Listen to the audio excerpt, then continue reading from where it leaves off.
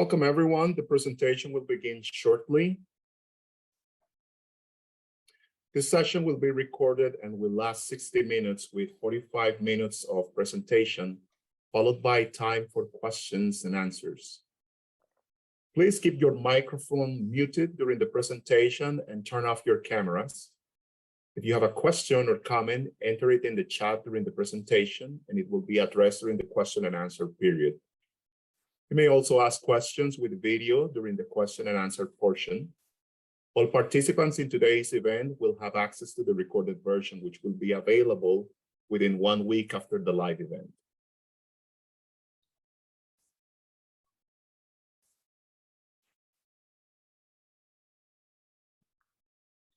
My name is Joshua Gordon, and I will be the moderator of today's presentation. TESOL International Association Speech, Pronunciation, and Listening Interest section is pleased to present this webinar titled Technology for L2 Pronunciation, Teaching, and Learning, Focus on Visual Feedback. Our speakers today are Dr. Ivana Rehman and Dr. Mudal Al-Nafisa from Iowa State University. We are very pleased to welcome all of you to this webinar, and now I'll hand it over to our speakers. Thank you. Thank you for having us here today. Our webinar is titled Technology for L2 Pronunciation, Teaching, and Learning, Focus on Visual Feedback.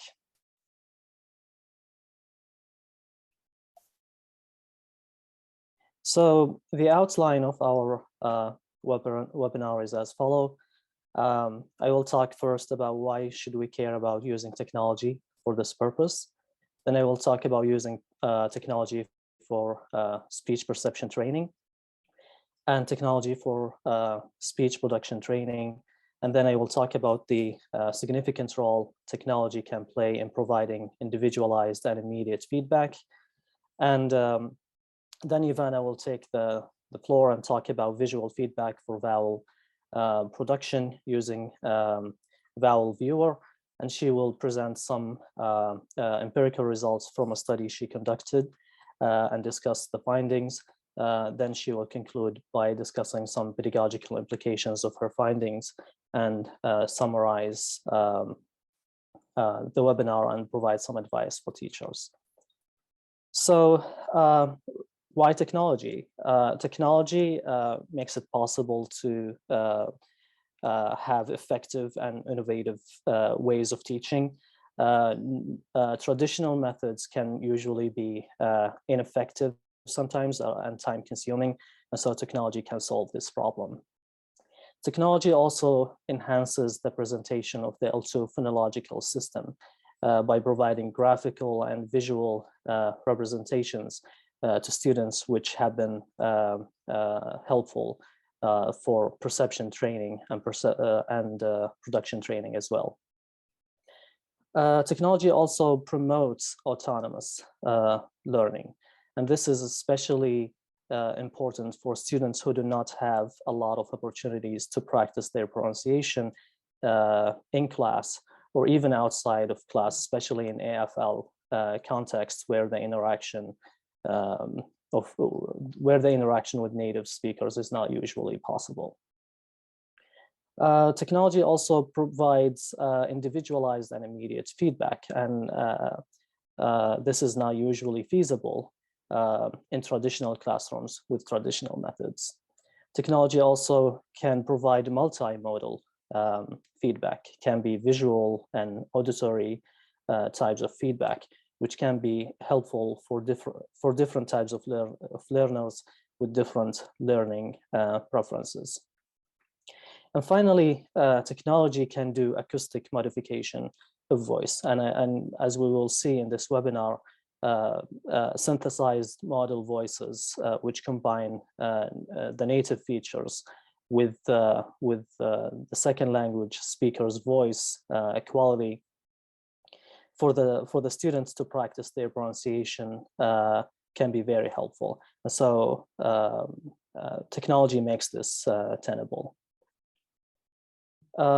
Moving on to technology for perception training, we define perception as the ability to identify phonological distinctions in a speech. We care a lot about perception, because issues in perception usually leads to issues in production. And if we take the example here, the vowels in fit and feet, the short vowel and fit and the long vowel in feet, if the student is not able to perceive the difference between these two vowels, then you would expect problematic production. We usually try to remedy this kind of issue by providing identification and discrimination exercises.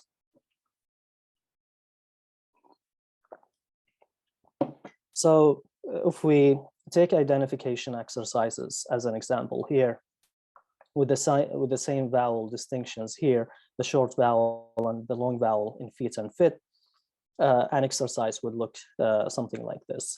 The students would be provided a list of words, and the students are provided also some words to listen to, and they're asked, does the word you just heard have the short vowel? And so if they hear the word feet, they should choose no, and if they hear the word fill, they should choose yes, and so on. For discrimination exercises, we have two variants of discrimination exercises. One is when students hear two words, and they should decide if the two words are different or the same. And in the other variant of discrimination exercises is when students hear three words, and they should decide which word was different of these three. So the most useful and novel way of doing pronunciation perception training is called high variability pronunciation training approach. And in this approach, it is a non-traditional approach to perception training, and it recognizes that different speakers have somewhat different ways of pronouncing phonemes. And so also the phonemes or sounds are also affected by the linguistic environment around them. And so if we take the long vowel in feel and fees, the quality of the vowel is different in these two words, because in feel, the consonant l would mask the vowel quality in feel. And so this approach acknowledges, or like the premise of this approach is that the native listeners have developed the ability to adjust to this variation. They're able to adjust to the differences between speakers as they pronounce these sounds, and also they can adjust to the linguistic differences in the vowel quality because of the linguistic environment. And so in this approach, in this type of training, multiple voices and multiple linguistic environments are provided to students. One important resource that uses this type of approach is called English Accent Coach. And in this resource, students can choose vowels or consonants to practice with. They can also adjust the number of words they want to practice. They can also choose the linguistic environment they want to practice with. They also can adjust the number of maximum guesses they want to have during the training session. And so once the perception training session takes place, the interface would look something like this. The students would hear the vowel, and then it is expected of the students to choose the correct vowel of this list of vowels, and an immediate feedback is provided. If it's correct, it says correct. If it's not, it's incorrect, and it also shows the correct vowel that the student should have chosen. Another useful resource in this respect is called Linguatorium Auris. and it's developed here at Iowa State University. It uses four item types. One is the same different discrimination.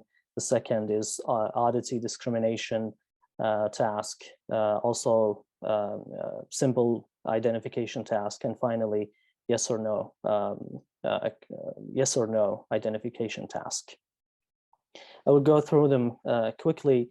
In the same or different discrimination task, the students hear two recordings and should decide if they're the same or different.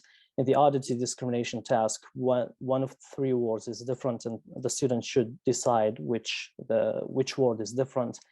And in the symbol identification task, the student should decide which word the student just heard. And finally, in the yes or no identification task, a word is shown, and the student is asked about the recording. Does it match the word or not? And one interesting study that used Linguatorium Auris is done by Kian et al., where the researcher demonstrated that high variability pronunciation training systems can be affected for vowel and consonant improvement. And their participants were Mandarin and Russian speakers. And the training actually transferred to novel words and novel voices.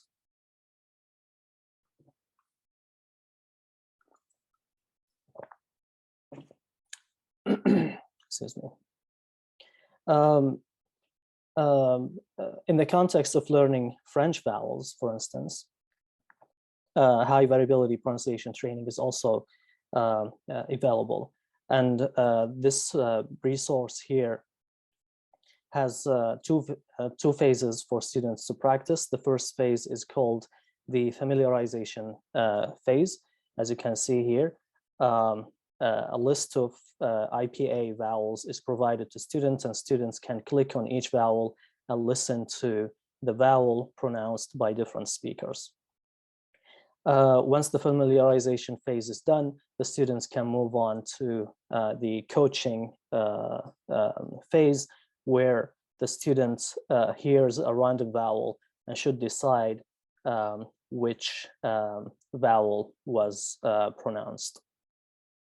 And immediate feedback is given in these colors. So the green color shows the correct vowel, and the red color shows the incorrectly chosen vowel. Moving on to technology for speech production. Speech production is usually practiced through three types of practice. We have the controlled practice, where the focus is on the production of specific pronunciation features. And this is usually done through read aloud activities. And usually the students' production is measured through automated speech recognition technology. As you can see here in these two examples, for the consonant V and the word rain, the green icon, the student can click on it and hears a model voice. Then the student can also record themselves saying that target structure here. Now, the second type of practice is guided practice, and the attention in guided practice is given to pronunciation features and other aspects of language. One type of guided practice is called the shadowing activities of TV scenes, and Foote and McDonough 2017 did a really interesting study with this type of practice, where they had 22 students use iPods to shadow the pronunciation and body language of speakers from 8 TV sitcom scenes. And they practiced with each scene each week for 8 weeks. Each session lasted 10 minutes, and the researchers found that the ratings of comprehensibility and fluency of these students improved significantly. Now, the final type of practice is called communicative practice. And in this communicative practice, basically, it's free speech, where participants are asked to respond to communicative tasks, such as argumentative speech tasks. And again, the speech production is measured usually using automated speech recognition technology as well. Now, Speech Ace is a very nice resource for practicing controlled practice exercises. And as you can see here, the one type of exercise would be sentence-based practice, where the students can click on the green icon to hear how the sentence should correctly be pronounced. Then the student can also record themselves pronouncing the sentence. Then an immediate feedback after that is given. And so the students, as you can see here in this picture, is given two recordings. One is the model recording and the student's recording as well. And then for each word, the student is given feedback on each syllable and on each sound. Now, I must say that the feedback with Speech Ace is not very accurate, but it's good for low-stake context or for students who do not have other means to practice their pronunciation in real life with trained instructors. Another type of practice in Speech Ace is for fluency practice, where students hear a question and are asked to read a pre-made answer. And once they record themselves, they're given immediate feedback on the speech rate of their production and where they had bad pauses. And so in this example here, the speech rate was 131 words per minute, and the bad pauses are shown in the paragraph to show where the student shouldn't have paused. And again, the student can also can listen to the model voice and can also listen to their own production. Now, moving on to guided practice, Youglish is a very nice resource for such a practice. Students can benefit from this, and also teachers who want to to create their own materials, they can also choose this this resource. This resource, basically, you enter the word in the search box, and then it provides you with a lot of videos of speakers pronouncing this word in a communicative situation. So if we take the example here for the word sustainability, we had 14,391 cases of people with different accents and different L1 backgrounds saying the word sustainability in a communicative context. And so for shadowing activities, this type of resource is really helpful.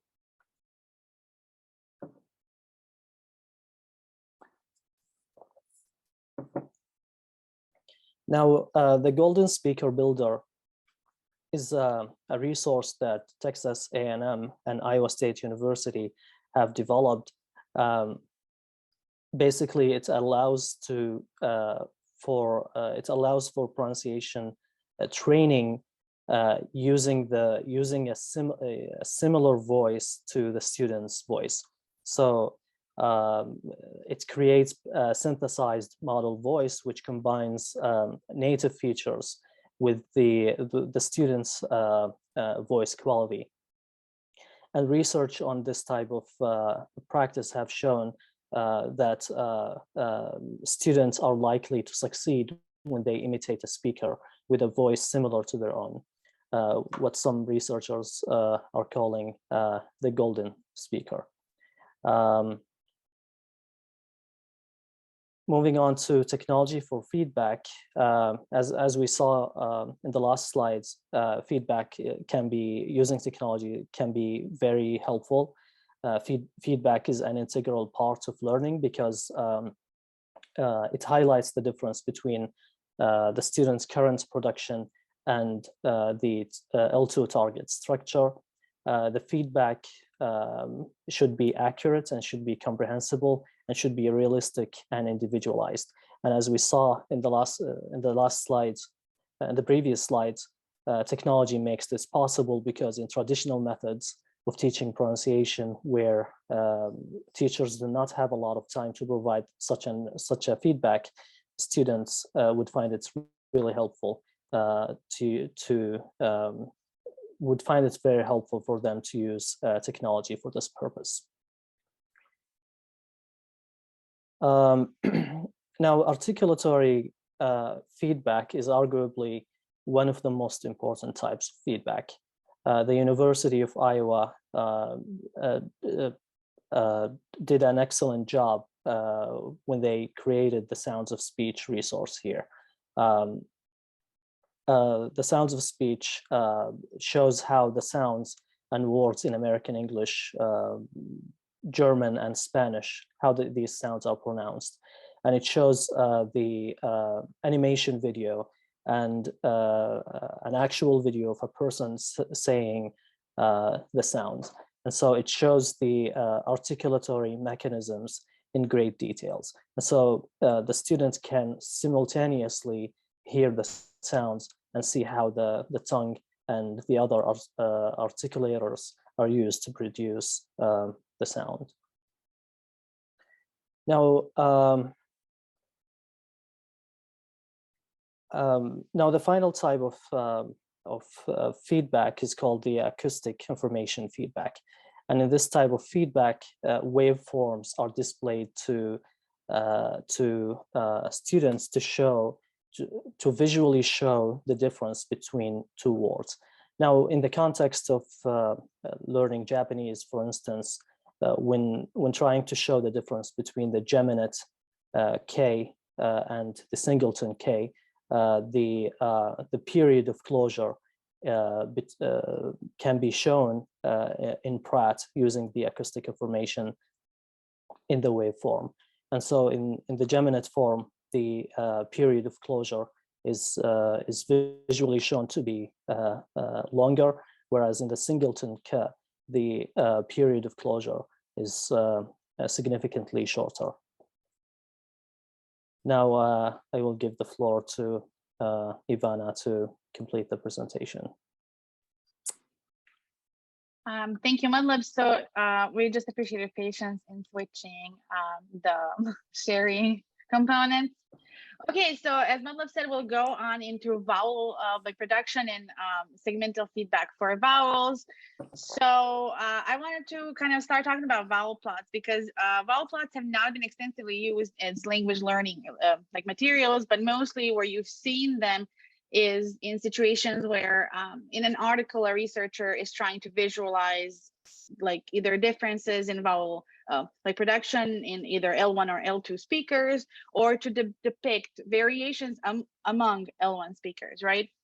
But if you think about it, if it's good enough to portray like differences in that way, then why not use them for learning as well? So this particular here example is just an automatically created vowel plot from an Excel file that includes form and values for height of the vowel, which is F1, and advancement of the vowel, which is F2. And this, an original study, Raymond and Das, which is forthcoming in a book chapter, which we will be able to share all references that you're interested in upon request at any point. But so that original study decided to look into just using, you know, this type of just printout as feedback to students. So in this particular example here, you see that there's two vowels, which are E and E, that are completely merged. And this is something that is able to be visualized to learners. And typically what happens is that they're actually not aware that this is happening, even if they're aware that these are two different vowels. And then that particular study found that the students really liked using this, and that they had the impression that this helped them learn. And in this particular class where I use these vowel plots, they actually, all of their vowel plots for those students, wherever there was a merge, or maybe those weren't perfect categories at the end of the semester of instruction, but they actually did show improvement. And that this is not to say that this is just due to vowel plots, but it did help them see that difference and raise their confidence and just teach them a bit more. A lot of times you might think about, or I get asked a lot, like, why work on vowels at all, right? So what we know from previous research is that they're definitely more difficult to attain than L2 consonants, because for consonants it's easy to explain. This is touching this, that is touching that, shape, mouth like that, right? With vowels, because nothing is essentially touching, you know, and it's mostly just airflow with the shape of the mouth and positioning of the tongue. It's more difficult to explain, right? And then it's also more difficult for students to grasp and learners. We also know from previous research that they definitely require more effort in articulatory learning. And more importantly, we know that more accurately produced vowels contribute more to intelligibility than consonants do, which is why we should be making them a pedagogical priority. So there has been some previous research on using vowel plots in learning. However, most of these studies, what happen is these tools that they used wouldn't be available. So this goes back, as far as I know, 90s, Doubt It All had a few studies where they used some of these tools, and you can see that this is old, because in this particular study they had to use an audio cassette recorder. So that should tell you how old is that and how, you know, far back this dates. But they use this specific tool to create vowel plots and use them in learning, and found them useful as well. There were a few more studies in between, but fast forward to kind of more recent stuff, which is like Ardshina et al. Used a vowel plot that kind of looked like this. I guess this is what the users saw, but this was kind of the back end part of it, right? So they would see where their vowel is and then a target. So this would be one at a time, and this was the case for this study as well. So although they did this study trained 6 vowels, this study trained 4. All of these trainings that were quite short showed significant vowel-like productions after training. So more recently available studies in 2 of those, I guess I want to say tools that Madhulab talked about, that are English Accent Coach, that is completely freely available, and Golden Speaker Builder, that's also freely available. But these are the only currently research-based tools that are completely free, that are out there, that focus on some aspect of like pronunciation training, right? So since that, like a Ardshina study that was in 2015, we have had many published exploration of CAP tools, but there is an overall area of, I guess there's an overall increase in this area of research, but there seems to be no equivalent increase in availability of these tools. So we know that, so being a part of making Golden Speaker Builder available, I know that this definitely a difficult thing to do. It has to do with a lot of, kind of background, non-educational stuff of ownership and things like that. But this is definitely what inspired me to work with vowel plots and to try to make something that's automatic. We do have tools like Pratt and what I showed earlier that created this particular vowel plot, which is called Norm, that is a freely available website, but does require some expertise of calculating formants or acoustic information to help create these vowel plots. So that inspired the creation of Vowel Viewer, which is a tool for vowel production training. Vowel Viewer, what it actually does, it takes user's voice and performs real-time vowel plotting. So to create this tool, we have gone through multiple stages of like development, which included that qualitative analysis that I mentioned first, that will come out as a book chapter soon, which aimed to find out, yes, do students like it? Do they find it useful? But also, what would they like to see in case that this was an automatized kind of process? And you also don't see, even in the tools that are available, you don't see kind of that they're developed based on learner input. And then this particular tool, Vowel Viewer, has been checked for accuracy, and then it was piloted in a smaller scale of users, and then followed by a more like comprehensive training study, which the results I will present in a little bit, right? So if you see here, this is how the Vowel Viewer interface looks like. On this upper portion, you have that visual component of the real-time vowel plotting panel. In this panel, you can see, or users can see, the visual representation of native speakers model like production. And the native speakers model like production was based on randomly chosen 100 native speakers of English data from the George Mason Speech Accent Archive. And you can see there are 8 vowels in 8 different colors to represent each of the vowels, right? So you'll see even here in this plot that there's some overlap among some of these vowels, which is how actual speech really even is. Over here, you'll see the blue dot, and the blue dot is representative of users like production. And because, you know, as the user is training or practicing with this program, all the blue dots are saved on top of this, you know, panel, and can be erased if the program is refreshed. But because they're all kind of saved, the black line here that you see was added to kind of follow the last 3 like production, so they can easily kind of track where they're at with their practice. And like I said, they can always just refresh them.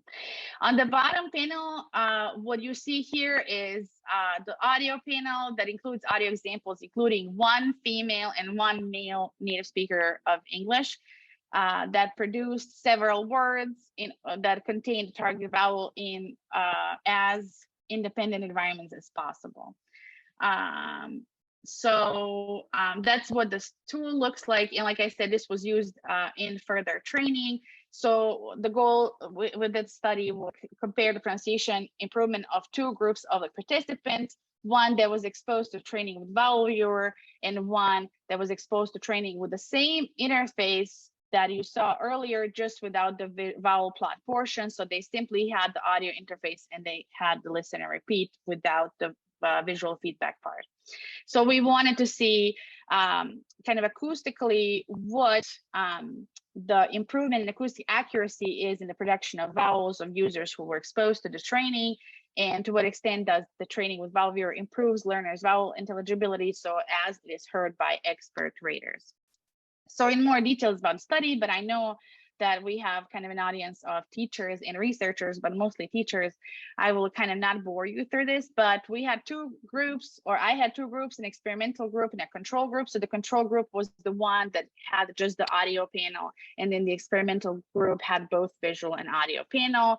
And I decided to do a pre-test and a post-test to test for improvement, but I also wanted to see a delayed post-test to see if that improvement sticks around a little longer than just immediately after training. And then I did, in order to measure this improvement, I recorded a set of training words, which are words that are available in this panel here, the same exact words. And then I had a set of words that were just for training, I guess they were just used to test for transfer of vowels into new environments, new consonant environments. And I also decided to test for improvement of vowel accuracy, acoustic accuracy and intelligibility in free speech. So I recorded a sample of free speech through video narration. So where students would watch a video, and then that was just no text, no speech at all, no text, just like a cartoon that they just then had to retell the story of. So the training was for 3 weeks for a total of 9 sessions. So 3 sessions in each week. Each session was about 30 minutes. what they did in order to preserve me not messing with their learning, I recorded a video of instructions where they were kind of taught how to use the tool, instructed how to use the tool. In the instructional video, I just simply explained concepts of feeling the vowels, height, and advancement, so they know how to read a plot. This video, the instructional video, was about 4 minutes long, so it wasn't anything specialized. In order to analyze this data, I calculated I did an acoustic analysis, so calculated formants and calculated distance, Mahalanobis distance for as the distance between what was between the native and the non-native or the native model. And then I perform mixed effects models in order to test for improvement and for intelligibility judgment for expert judges, 2 native and 2 non-native. Listened through all the files, which was a lot of work, and I made some, I owe some people a lot, let me just tell you that. And then I used this data I ran this data through an ANOVA to look for whether judges heard any improvement. So I just want to point out, in case that there are researchers here, that I decided to use 2 native and 2 advanced non-native expert judges, which means phonetically trained people that have postgraduate education that's related to phonetics and phonology. And I think the whole field should be moving towards including both native and non-native judges and raters that are fluent in a language, and also to include very fluent non-native speech samples also in practices as well. So that's my recommendation. Okay, so the mixed effects model, so what you see here is the words that the users were training with, and then here are the words that the new words that they have never, I guess, seen during training, but contain the same vowels. And then here is the free speech. So a significant difference was found. So experimental group did improve. So people who were visually exposed to vowel viewer, had that piece of visual feedback, did improve more overall. And then you'll see, for example, here, so what we're looking at here, you see a downslope, right? So this, you see a 2 here. I don't know how clear this is to everybody, and then a 1 here. Because we're calculating distance, so you want the distance to be lower. So this is exactly what we want. So here you see that the training words improved actually because the distance is lowered, right? So this was a significant improvement from pre-test to post-test for the words that the users trained with in the study throughout the training process. And then from post to delayed post-test, which was about a month, there was no change. There was no statistically significant change, which means this set of words showed improvement, which was also retained. In the transfer words, we also see an improvement that is retained, and this is the blue is the experimental group that use vowel viewer, and then here you'll see for training words we don't see any change, right? The simple listening to an example does not, and then trying to practice it doesn't really do much, right? So an interesting thing that happened with the narration, with the free speech, is that there seemed to be no difference between pre-test and post-test, so that immediately after the training, it showed that there was no difference. And delayed post-test, so a month later, improvement was observed. So I have an idea that maybe this type of training takes a bit longer to just show in free speech than just immediately after, just to be applied, right, by users. But obviously I don't have the exact data for that, and I would have to do more research, is a plan to do more research to actually confirm, because this is definitely an interesting happening. So all students that were chosen were actually, what is also important to mention, were highly advanced, second language speakers of English that were either, advanced graduate students or even postdoctoral research assistants. So to have an improvement in vowels with only essentially 4.5 hours of training is a really result. Okay, so for the intelligibility test, I followed Monroe and Irving study from 2008, if you are familiar with that.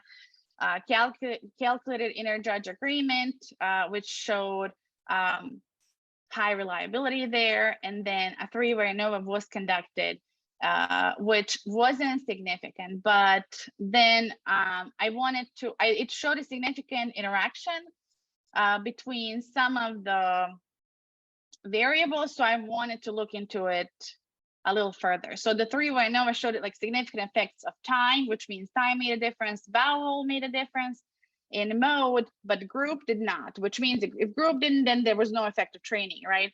But I wanted to look into the other variables more closely. So when what I found was a significant four-way interaction between group time, vowel, and mode. So which essentially in plain English means that there was a difference between the groups across time, so pre to post training, depending on the vowel and depending the mode meaning whether it's the word that they trained with, whether it's free speech, or it's the transfer word, that just a new word that tests the same vowel, right?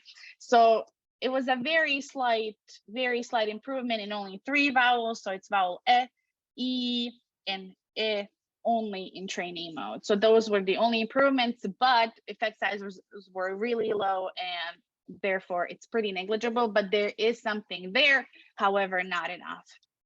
Okay, so overall findings, basically, we know now that this training resulted in immediate and retained like production improvement. I think the retained portion is very important. While we know that improvement may have been contained only to control speech, we see here that, and an improvement is acoustic for this point, right? But I think this needs to be further investigated because no specific changes in what the users were doing with their lives and in the language instruction. So why was there the significant jump from post-test to delayed post-test, right? So that definitely needs to be further investigated. And we don't have much time, so I should probably go through. So yeah, this goes in line with previous research. So we've seen previous research that found this, training with vowel plots useful. What we've seen in previous studies is they do one vowel at a time, right? So in my study, what I tried is to do more vowels just to see whether that, typically you will hear, oh, that may be overwhelming. So we see the promising findings of the study is that increasing the number of trained segments vowels can safely be done without overwhelming the learners. You can train vowels in particular set of words, and that will likely transfer to new environments. And then that the retention of improvement was also evident, right? And like I said, what a promising finding is that this actually, so just practicing vowels could actually also be related to improvements in spontaneous speech, but we just need to know a little more, right? So, but in order for that spontaneous speech and intelligibility to show more significant results or major results, maybe rather than just controlling this, just visually kind of train and look into this, practice, repeat, and all of that, maybe some more like communicative practice would actually make further improvements. Wow. Okay, another thing, so for training, the quality of the training design matters. So if you're working with your learners to work on any training, it's not only what it is that you're doing, but also kind of how you're going about setting that whole thing up, right? So we know from previous research that visual and audio together work very well, which was further confirmed in this research, and also length of both training overall and session. So it has to be long enough. But if you have a whole semester with students, what can be accomplished in a whole semester versus a study that had only 9 sessions, 4.5 hours across 3 weeks, right? So, but these are the things to keep in mind. Okay, so, for this particular research, yes, next steps are to increase types of exercises in order to see if more, improvement can be found, to increase sample sizes so you can look at different tasks. Try the study in a classroom environment so that you have more time, but also just to try to apply it. And then yes, my plan is to expand audio exemplars to include non-native samples and apply it to a different language. The overall plan is to release this tool at least in its source code environment, because that's the only way we can do it for free without any ownership issues. At least that part will be available with, instructions how to install it. Okay, so the pedagogical, I guess, implications of this is that we know the pronunciation instruction works. We've known that for a while, and we've been trying to investigate, right, what exactly the tiny pieces in there that work towards this improvement, right? And this particular study that I showed you shows you also that validated computer-assisted pronunciation training tools can be accurate and give like consistent feedback across. But then again, a lot of development and testing is also needed. And this can be used in a language independent practice. Like I said, I've only given them a 4 or 5 minute instructional video, and they were just able to do it throughout. The students were actually, I was worried they will be bored. No, they were just like, oh my God, I finally made it. My vowel is finally in that space that I'm trying to make it all the time, right? There was kind of a competition for them, knowing that, yes, these are all advanced learners. It might be more difficult for them to improve, but they were also very motivated. But then even simple vowel plots were deemed useful by learners. Even just the printout, they found that very useful because they were able to visualize something that they're not really able to just understand. And it was something tangible they could hold in their hand, right? So your, kind of takeaway from this workshop should be that pronunciation training works. Try to look up all the available tools. There are tools available out there. Know that technology should never replace an instructor. It should always be looked at as a complement. And then if you're using feedback, make sure it's comprehensible and realistic, but also potentially we prefer it to be individualized, especially if it's something as specific as vowels. Know that vowels matter. Vowels add a lot of intelligibility to somebody's speech. So know that training vowels is very important. And teacher training is important too, so that you can know that vowels really matter and all these other things that we tried to share in our workshop. So thank you so much for being a part of the workshop. If you have any questions, any confusion came up, please let us know. Here for another, I guess, 15-ish minutes for questions. And obviously this is our contact information. We're available for contact as well. Thank you very much to Drs. Ivana Raymond and Dr. Mutlev Anafisa. And we do have a couple of questions from our participants. So let's see. The first question says, in the production tech feedback, and I think this is while this speech chase program was being discussed, does it give feedback on prosody elements like word stress, intonation, etc.? In production technology feedback. So I saw this question while Matlab was talking about it, and I'm not sure that there is a successful, I don't know if the question is about an automated kind of technology for super segmentals, but I'm not sure that there is something automated out there. But I will say, and I'll actually write it in the chat, that there is a Super Tutor, which is an online course. It's not free, so I'm not sure of anything free. This is not free simply because the platform this is hosted on needs to be, kind of paid, right? And then it needs to be maintained, right? It's called Super Tutor. The person who made, or I want to say, developed this course is called Edna Lima, and you can contact at supertutor@gmail.com. So in this particular class, so it is a self-paced class. I'm just looking for instruction, right? So the course is designed to work as a self-study course, and also as an instructional resource for, for example, a flipped classroom, but there's different ways you can use it. So as an instructional resource, the tutor can provide the instructional component of a course focusing on super segmental. So there's things as diagnostic quizzes to know what to work on, video lectures, lecture quizzes, perception exercises, and different things like that, even review quizzes.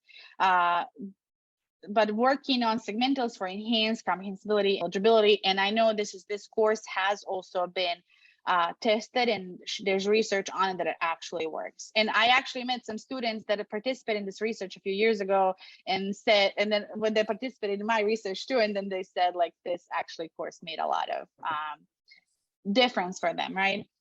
But like I said, I'm not sure if I am if I'm getting the question right, if the question is about something automated. Yeah, speech ace, if the question was about speech ace, speech ace only has training for segmentals and fluency. We're currently trying to evaluate other tools, but we're still searching. So yeah, so for intonation, just simply kind of how I said about using just vowel plots, kind of simple like that. You can do kind of the same thing with intonation pattern. So using intonation pattern like that to through Pratt, and there's some other tools as well. But I'm not sure, I'm not aware of anything automated at this point yet. And yeah, that's definitely something that needs to be developed. We're not there yet.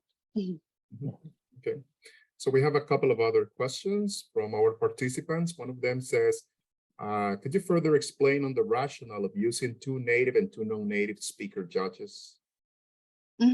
So because I decided to go about using, like I said, not native and not, like I said later on, I wanted this to be inclusive, right?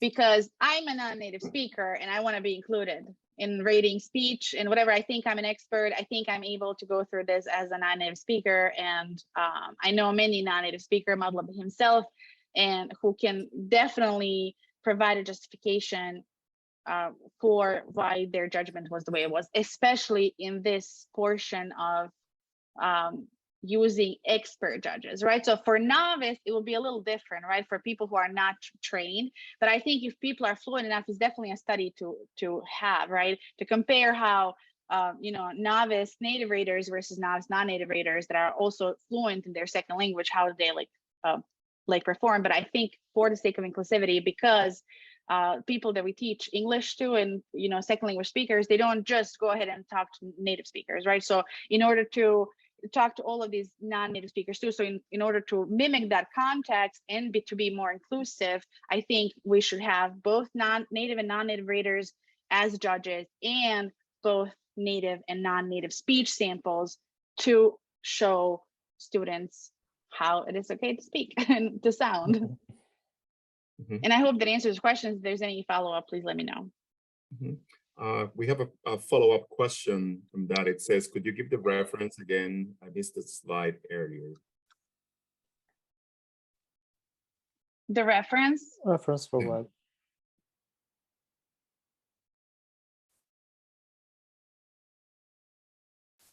I think this okay, is... so let's wait for that follow-up. I'm not sure if they mean, like, if they just mean this. I mean, there's judges, not a reference, she says.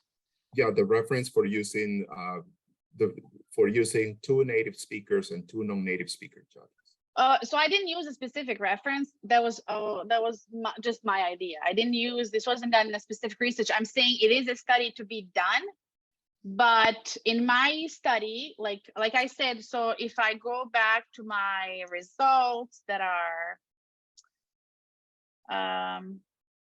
let me see. Yes, so here for intelligibility test, I had 4 judges and I had an extremely high reliability here. That's 0.872, right?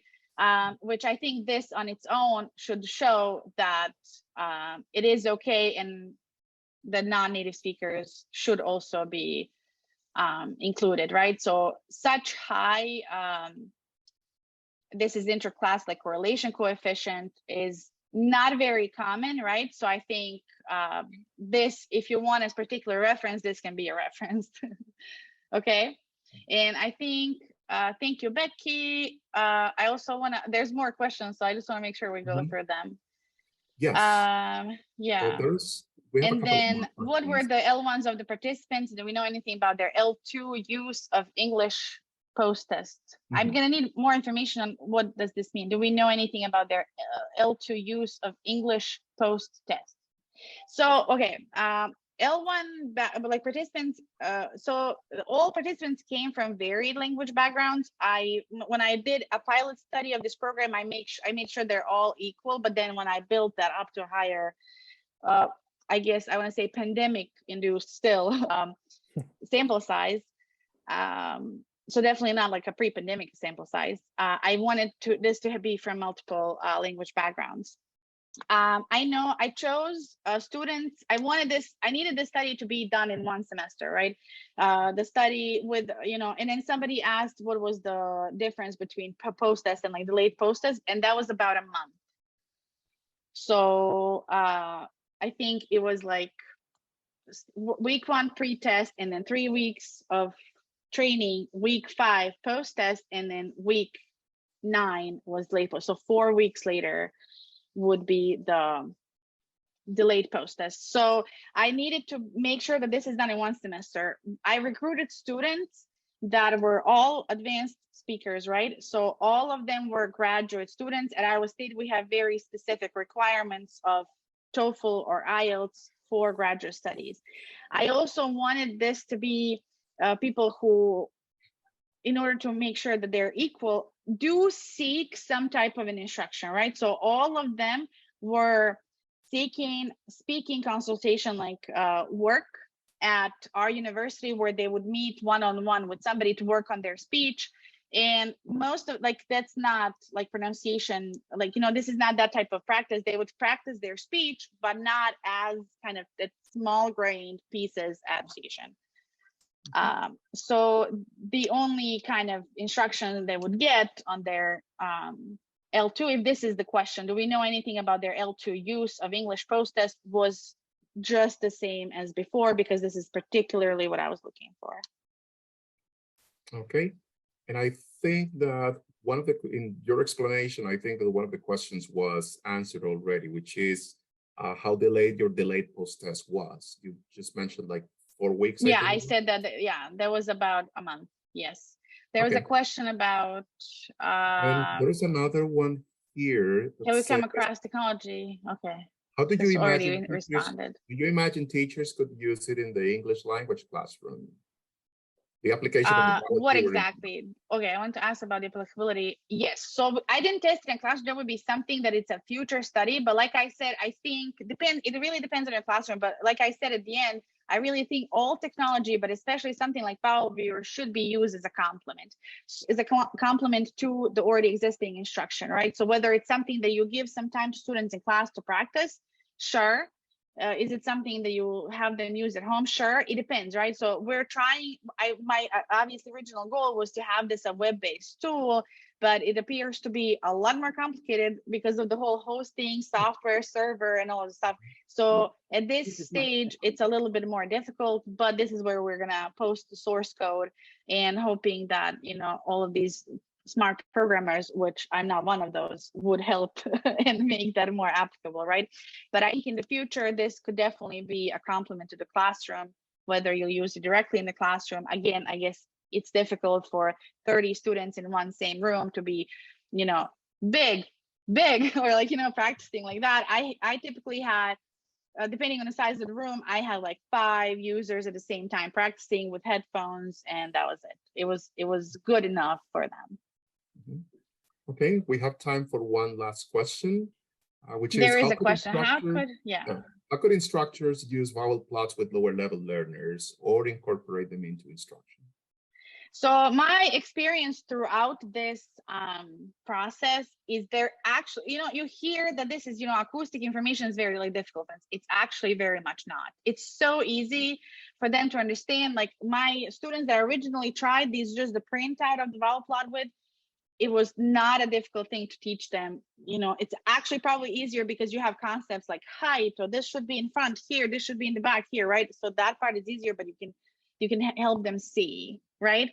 So most of my students, if I said, well, when you say, what are the words now, peek and pick, like, you say them the same way, or they're like, oh, well, I didn't even know. And then I show them, well, see, you say them like the same thing. They're like, oh my God, then they understand, right? So I think this would be something that would be easy to use. And I think the obviously improvement would be even greater with lower level learners. Okay, perfect. Well, this brings us to the conclusion of today's webinar, Technology for L2 Pronunciation, Teaching and Learning, Focus on Visual Feedback. A very special thank you to our presenters, Dr. Ivana Raymond and Dr. Mutlev Anafisa. This concludes the webinar. Thank you for joining us today.